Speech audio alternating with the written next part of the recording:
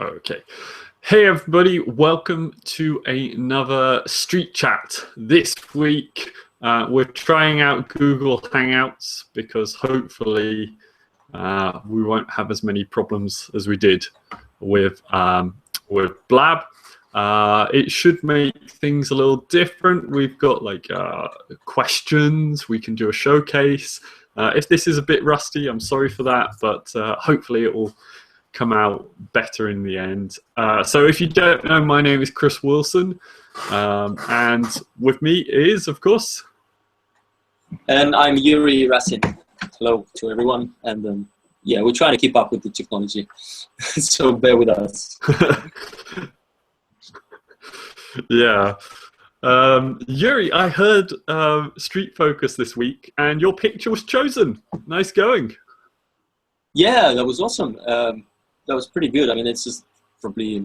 I don't post very often photos to competitions, and yeah, there was a competition for shadows, and I really liked one of my photos personally. So I thought, right, I'll post it. Let's just give it a go, and it was picked. So yeah, chuffed about that.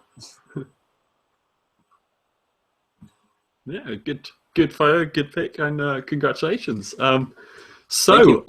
Let's get today we're going to talk about street portraits. So it's an interesting, I would say, subgenre or offshoot maybe of street photography, and one that I think some street photographers have very strong opinions about. So street portraits. Yuri, starting off, how often do you take street portraits?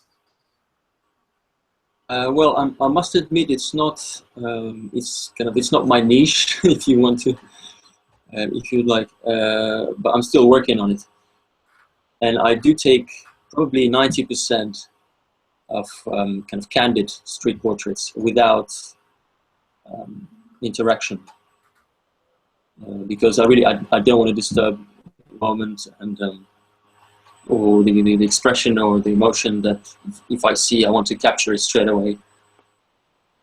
And maybe it's the fear as well of what people might think around me. Kind of what if they say no and it's normal, and everyone has to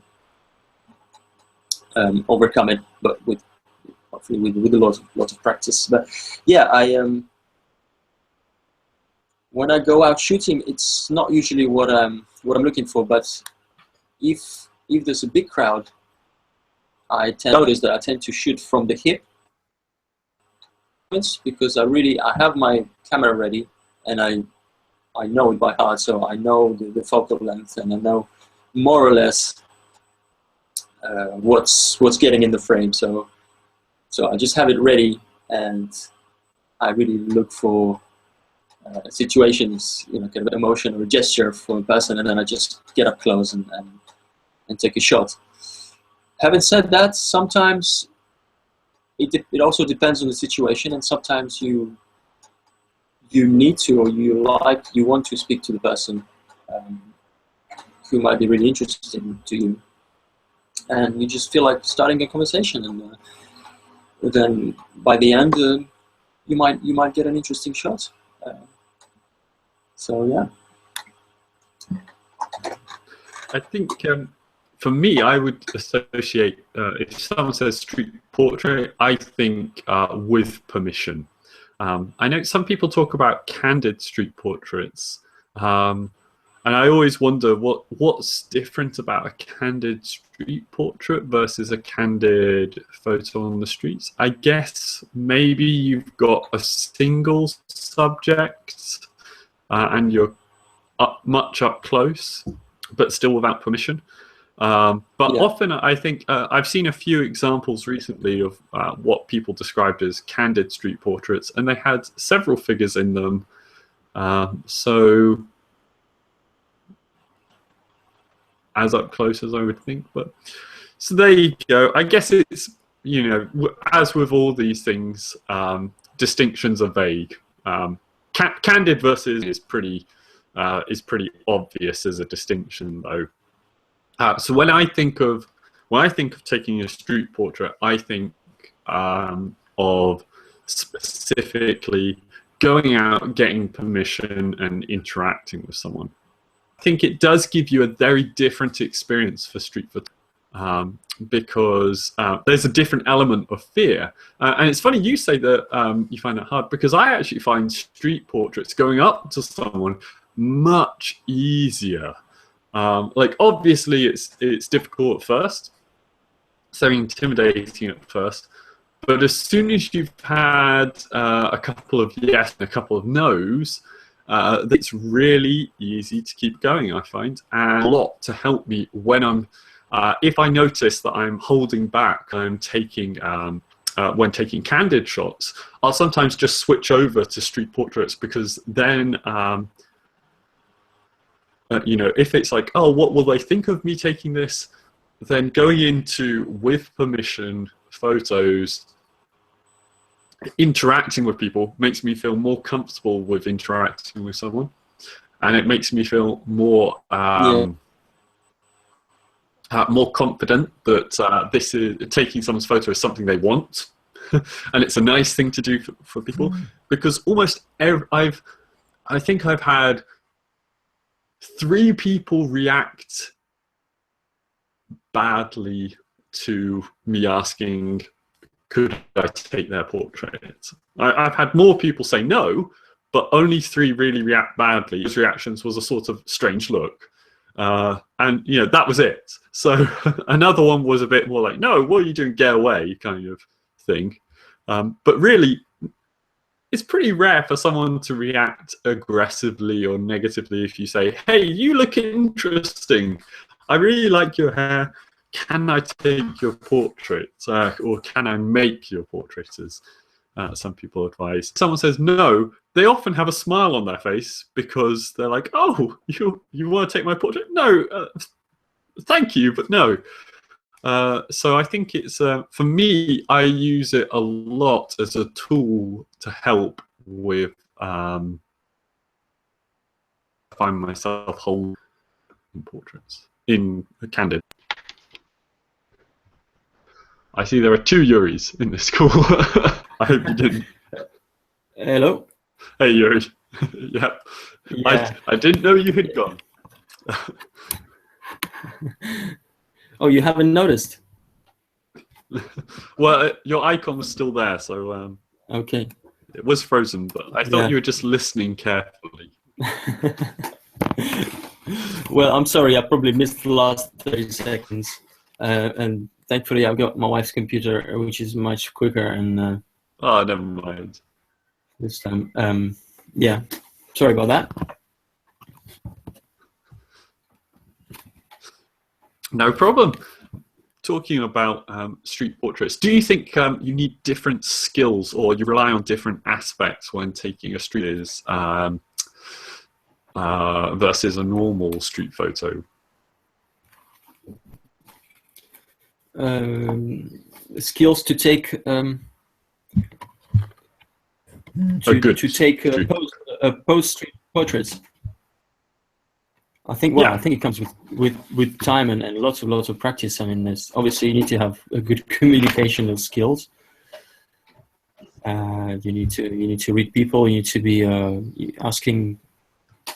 You need to be open-minded, asking the right questions. I mean, not just small talk. I mean, ask some genuine questions like, right, oh, well, where are you going? And I like and compliment, like, I like your hairstyle or something, or your hat. You know, where did you get that? And okay, it needs to be easygoing, and you need to make that person feel comfortable. And kind of be open as well, and be more vulnerable. Sorry, my accent. No problem. And I think it comes with lots of practice, just like any street photography genre or subgenre, I guess. Yeah, I think you're right there that that there's a lot of things which are similar, like noticing the light, noticing interesting aspects of a person as well, and obviously understanding settings and understanding what effect they can create. But at the same time, interacting, I think, is so key for street portraits. I think it's important anyway with street photography, because after a moment, you're going to probably interact with someone in some way. Like if someone reacts badly, have good communication skills to handle that. If someone really think. And so, but with street portraits, you have to make someone feel and reveal themselves in a way, because often, you point a camera at someone and they go stiff and cheesy smile maybe or something. So yeah, it's about making someone feel comfortable enough to reveal. Yeah, absolutely. I don't know. It depends. But yeah, or you can ask them. Best. You can ask them to think of a. You can ask them to think of a happy moment, or first of the sad moment and then the happy moment. So you can, and you need to be patient as well, I think, and take as many shots as possible, and kind of prolong the processing, so it does feel like, right, okay, well, I'm just picking you as my subject, and I'll just get a shot, and then, well, have a good day. I think if someone agrees to have the picture taken, you need to come to some sort of closeness, and in the end, offer to send the picture and get the person's email to offer send the picture, or you can check out my website, and we can keep in touch, whatever. Yeah. I think that's one of the really great things about with permission street portraits. You've got someone in a place for a longer period of time. It's not so much about a decisive moment, snapping it there and then, and if you don't get it, you've missed it. So you can experiment with your settings. You can try like shallow depth of field, or wide, or deep depth of field. You can try doing, getting up really close, pulling back. You can try going down low, high, move to this side, to that side. So yeah, I think that's a really great thing about doing street portraits, that you do have this option to just keep working the scene in a way which perhaps, obviously you can work a setting, a background in street photography, but sometimes you've got a split second as someone moves through a frame and then it's gone. Whereas with street portraits, you can, with permission, you can keep at it. I think it's still a good tip, actually, even if you don't have permission.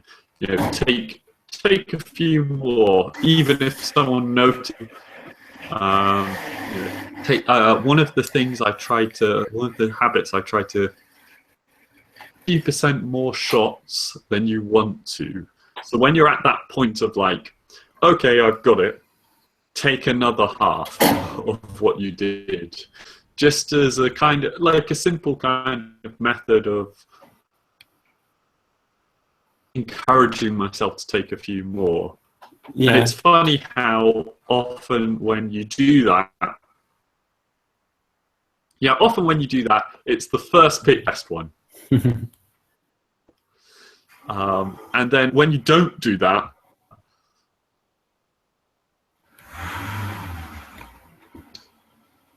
yeah, it's you double the chances. You double your chances as well to get a good shot. And in the end, if you look at the for example, Magnum contact sheets and some photographers that did portraits, they spent the whole roll, 36 shots, and work the scene. Yeah. Great.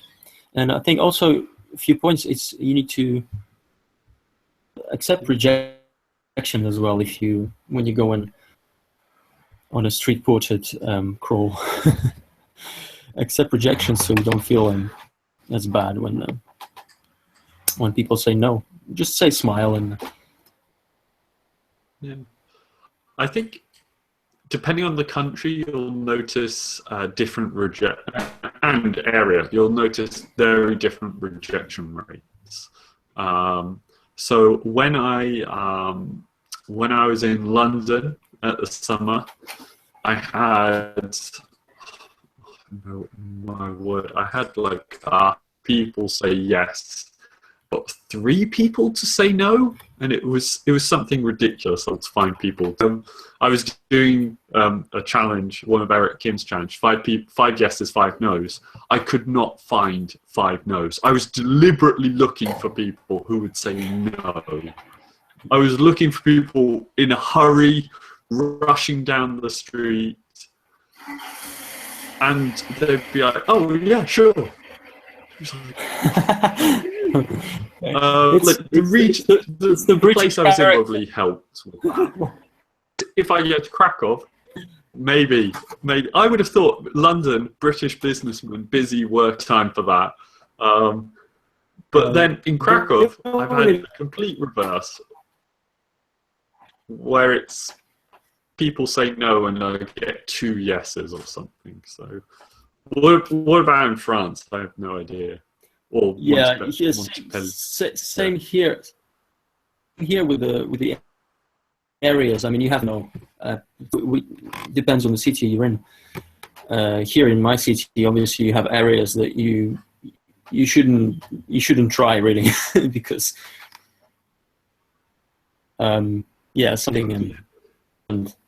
something might happen which you might regret, and you need to keep your camera in the bag. Or go there with someone local. As it is in a different in a foreign country, in a foreign city, where you can go and which are more accessible. But most of the time, and as I said, I don't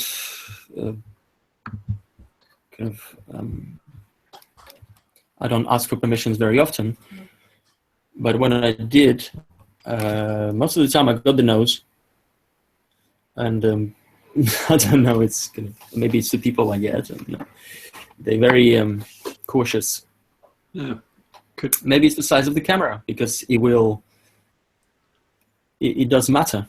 If you're with a pocket size portable kind of, if you got a Ricoh or a Fuji, which looks much smaller and kind of. And I've got DSLR, and it might look quite intimidating. People have different reactions. They will think, well, no. I mean, you're gonna exploit me and put me on social media somewhere, and no, I don't want anything to do with it. So, yeah. It's true, but the other aspect, of course, with small cameras, especially wide angles, is you have to get close. Okay, you can do environmental portraits, that's fine, but if you want to get a nice, good close-up, you have to get really close to people with something like a 28 or a 35. Of course, a lot of these compact mirrorless cameras, they can have 50mm lenses and so on. I think if you're really into street portraits, maybe you should consider using something like a 50 rather than a 28. But at the same time, that you get a very distinct style when you use these really wide angle lenses.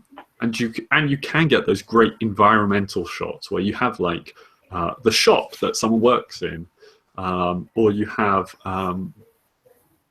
you get the backgrounds in and elements like this. So I think it's an area, again, it's up to the person to discover what they like. But yeah, certainly some can be quite, or big can go a wide angle and you're right in someone's face.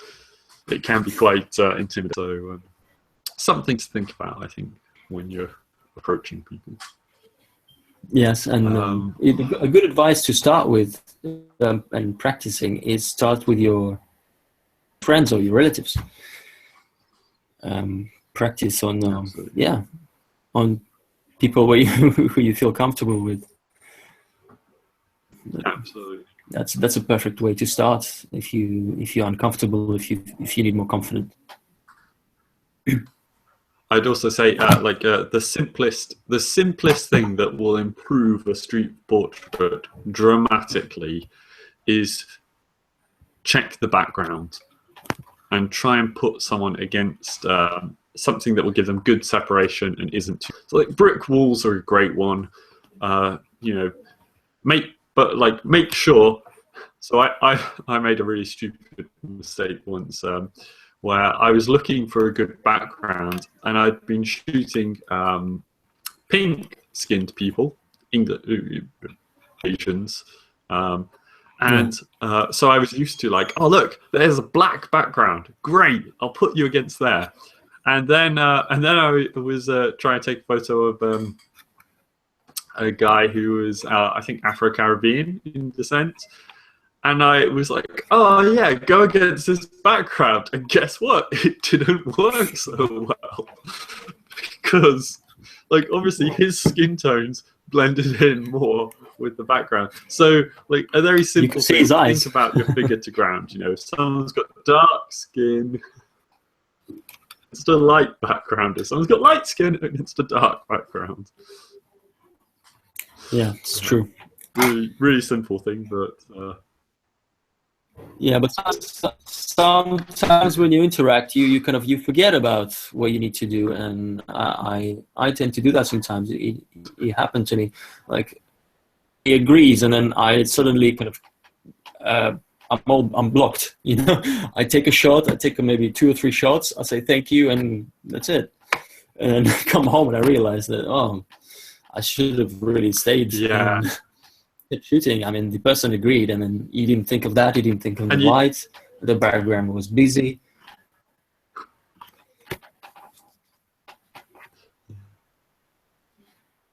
I think when you're in the moment, you know, especially if you're trying to keep the interaction going, and you're also trying to think about, what settings am I using?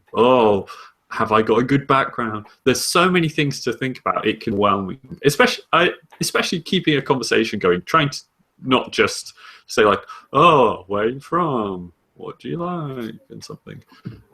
So I think a couple of good tips for that. Some basic interaction questions ready. Write down some, typical off-the-cuff questions like, where are you? What read? Things like this. Have that ready, but also have almost like a checklist of types of shots to go for. So close up, further back again, portrait, landscape, all these things.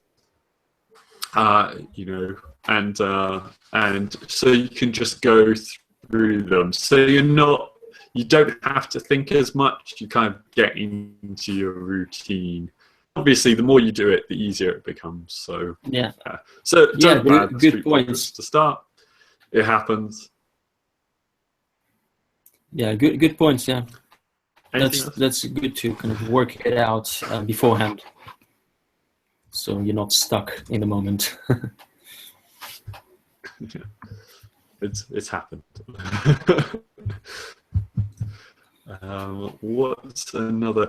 Gestures are really good as well. That's another thing to always keep your eye out for. Like if someone scratches, if someone puts their face, and a little really stuck and rigid.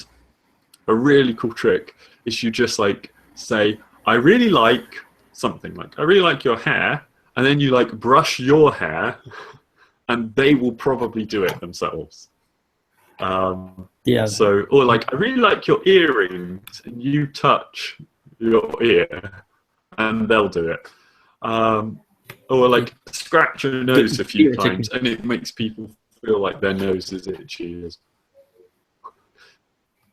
So that's a little trick. If someone's being very rigid, just do a few things like that, and we'll start to get them moving. So, and you may make them feel like their nose is itchy. So, yeah, very nice, very nice. I guess I can think of one last tip. So this will be my final one, because like the way someone's positioned is really important, and it expresses a lot of emotions. So what you might want to do, look at pictures or look at other portraits, not necessarily street portraits, but also street portraits, and do things like photos yourself, and you will feel a bit of how that feels to you. So then you get this kind of catalogue of like typical things when people feel something, like someone's hot, or someone's worried, someone's, not sure what to do, someone's nervous. So then you get these ideas about what to look for and what they're going to suggest. And so I think that's a useful thing to consider as well. Any last tips, Yuri? Yeah, that's a good advice, and I would take. No, maybe we covered all the tips, and maybe I will take it from your last advice. Any photographers, for anyone who's watching, to check out and to get inspired from, I would suggest to have a look at Diane Arbus. And Bruce Gilden early work. I'm saying earlier work because the last one is extreme. It's not for beginners. No, for sure. So, and maybe Alex Soth as well. Yeah, good points. I think I quite like some of Richard Avedon's stuff, like especially his portraiture is very nice as well. Yes. Okay, let's move on to Streettog recommendations then. Sure. I hope show item. There we go. This should hopefully show. People can see it. I'm really hoping. So for my Streettog, although I'm not sure I'd call him a Streettog, it is what's his surname? Brandon, the guy behind Humans of New York, and I always forget his surname. Brandon. I keep thinking Brandon Flowers would sing with the Killers, so it's not him. So the guy behind Humans of New York, and it's not Brandon Rogers. Humans of New York from a photography. Rogers. Okay, there we go. I didn't really like Humans of New York from a photography. What? Okay. No, it's not. I didn't like Rogers. Never mind. Oh, maybe it is. I didn't like Humans of New York from a photography perspective because I thought a lot of his photos seemed quite basic and, look at that. So I thought, it's not that interesting to me. But actually, there's a couple of things that actually he's definitely growing and developing as a photographer a lot. And if you look at the styles of portraits that he does now and how he evokes reactions from people and how he gets people into positions, it's a lot better now than it was. But also, I find his, and I also thought like Humans of New York relied too much on the stories. But final photos. But honestly, you read the stories; they're amazing stories, and a lot about the process for him as well. The processes, rather than necessarily the final end product, and like the connecting with people on the street. And so, from that point of view, I think he is a great example of what can happen with street photography, street portrait, sorry. And there are plenty of spin-offs of. So I think that that's a testament that. So yeah, I think it's definitely one to check out, even if you write it off. And I think it's inspiring for how you could get into street portraits and how many you could take. So. Yeah, very nice. It's Brandon Stanton. Oh, what was it? Stanton? Stanton, yeah, Brandon Stanton. Or Santon or something? Humans of New York, Brandon Stanton, yes. Stanton. That's yeah. I have flowers in my head. I just keep thinking of the lead singer. Yeah, definitely. Like his newer stuff is amazing, actually. Yeah. Cool. Your choice, Yuri. Yeah, I'm recommending a photographer from Israel, Viktor Bizrukov. He's originally from Ukraine, I believe. And he specializes, he shoots film most of the time, I believe. And he does have some lovely portraits on his website, as well as a personal documentary, I would say, a personal kind of a discovery. I wouldn't say it's all street, and it doesn't call himself as a kind of a street photographer also, and because he tries out lots of different genres, and it's really about, as I believe, by looking through his images, it's really about in light, the forms, and people, and kind of life as it happens around him, where he lives. He lives in Tel Aviv, I believe. And it's on his website. There's a lot of projects, essays and thoughts about photography, some advices about film photography and the developing of negatives, and as well as visual diary, I would say. And I really love his work, so I would recommend checking him out. Yeah, I had come across him years ago, I think, on Google Plus, but I had completely forgotten about it. Wow, really good stuff. Cool. He has a blog. There are which two recommendations. He updates weekly, I would say, and some interesting stuff. Go ahead. Cool. Okay, so we'll put links to these photographers and to other items on the website Streettogs. That's STETO.yes.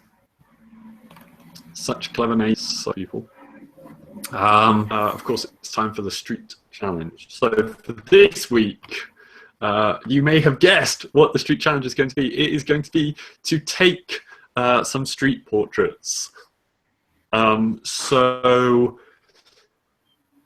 maybe we should be a bit more prescriptive with this one. Maybe we should do the 5 yes, 5 no challenge. Because it's a pretty good one. It's really getting out because the aim is to collect where you are. It may be a lot easier for you to get the yeses, but it might be more tricky to get, or it might be more tricky to get them. It may be easier to get the no's.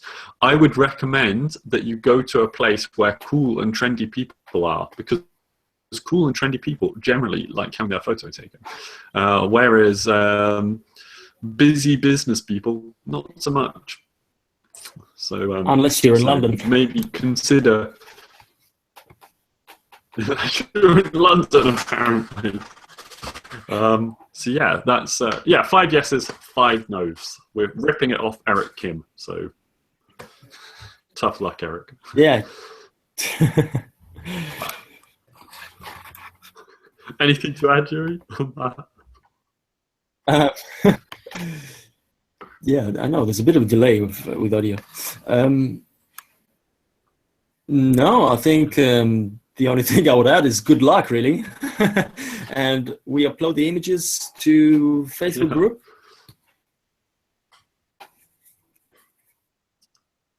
Of course. Yeah. Which is Streettogs. Yeah.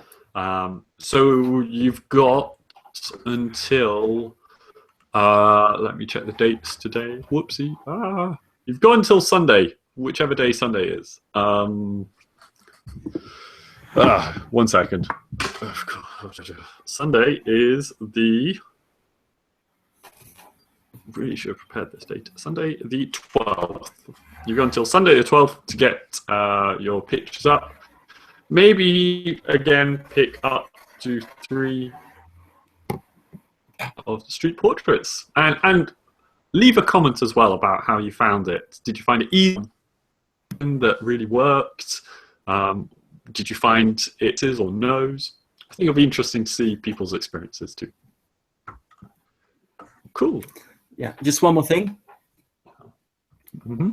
If you want some more inspiration, you should also check out hashtag Monday Masters, where we covered Paul Strand, and he did do some portraiture, street portraiture, candid and posed. So that's a massive influence. He was a massive influence on lots of photographers at present. So yeah, check it out. And if you'd like to join us, hashtag Monday Masters. There will be a master announced, nominated by one of us, and by the end of the week we prepare a post. Yeah, by the end of the week we prepare a post, blog post, whatever. You pick a favorite image and you share what you've learned. You share your opinions and views on the master on Monday. Great, thanks, Yuri. I completely forgot. Well, thank you for watching. I think Google Hangouts turned out okay. See you next Tuesday for a new exciting topic. Oh, and also don't forget, hopefully this weekend on Saturday, we'll have another street chat on Twitter about a new topic, which we'll let you know about soon when we choose one. Bye. Bye-bye.